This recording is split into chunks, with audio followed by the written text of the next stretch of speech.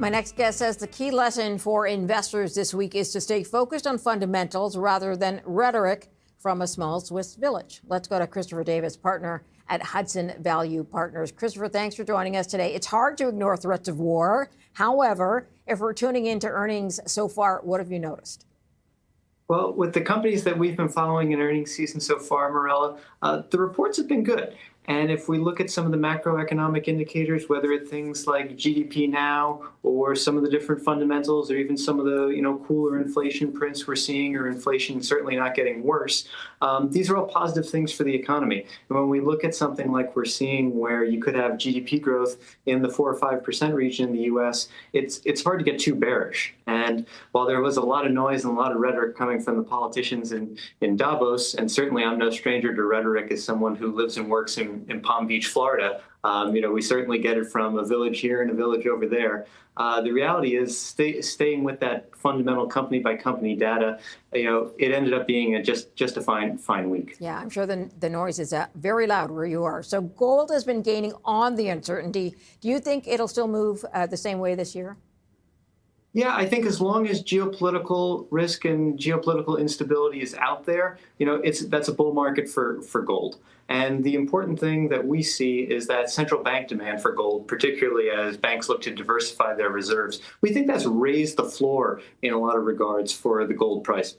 Doesn't mean we won't see a correction over time, but we think, that floor in gold prices edges higher. And when we look at gold prices, we like to look at them across a basket of major currencies, not just the US dollar or the Canadian dollar, but across, euros, pounds, rupees, renminbi. And what we notice is that across the world right now, gold is up between 14 and 16%. The outliers are the Indian rupee, which is, done fared a little worse against gold, and the Aussie dollar, which has been stronger. And that makes sense given the importance of mining in that economy. But, when you see that way, with most currencies, trading against gold in a similar range, suggests to us that, it's demand. It's not one central bank losing credibility or one particular currency blowing out. So we think it's just a demand side story right now.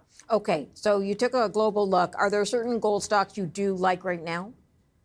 Yeah, we're still holders of Franco-Nevada. We love the royalty space. We think when we look at, what Q1 earnings are going to look like and what we're going to get the report on Q4, given where gold prices are and the discipline the management team has shown there, we think it's going to be a pretty rosy report. Of course, some of that is already baked into the price from here. But, as these companies report and as gold prices stay higher, the company's going to get, cheaper on an earnings basis because, their all-in sustaining costs are, not growing dramatically.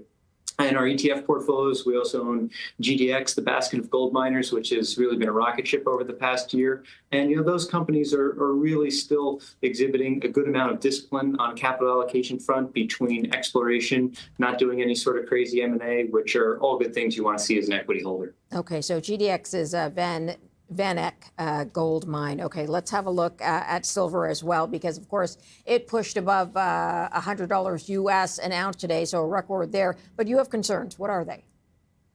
Yeah, I think anytime you see a commodity, and particularly any chart that goes up like that, you have to remember that commodities in particular can have a certain symmetry to their chart patterns. They don't always go to the sky like that, and when they tend to correct not over time, but in sharp moves. So I think, as an investor, certainly if you've been in silver mining stocks, you've done extraordinarily well, but you just have to respect the ferocity of that move and understand that, a pullback could be in the 20, 30 to 40% range. And that bull market in gold and in silver could, still very well be intact, even with, a pullback of that magnitude. So it's just something you have to keep in mind and be a little wary of.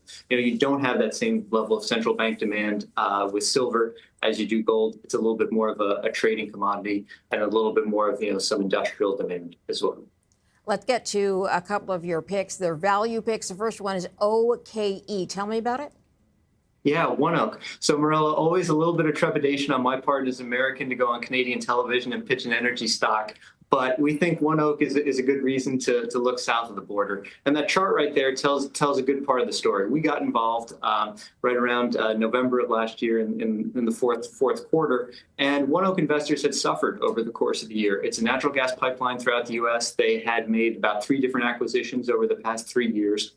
And the integration story has just taken time. And the reality is, in every sort of M&A merger integration that you see out there, it always takes longer. And in Oneok, we see a company that's, about a $49 billion market cap, 629 million shares outstanding, trading at 14 times forward earnings. Right now, you get paid a 5.4% dividend yield.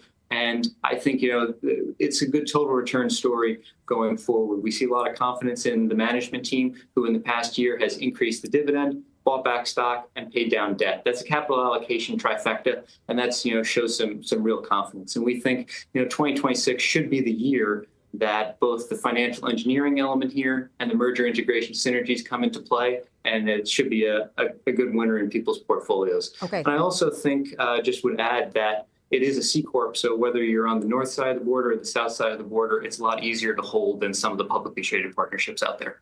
Okay, we do have to leave it there. I'm out of time with you, sir, but thanks for joining us. Christopher Davis, partner at Hudson Value Partners.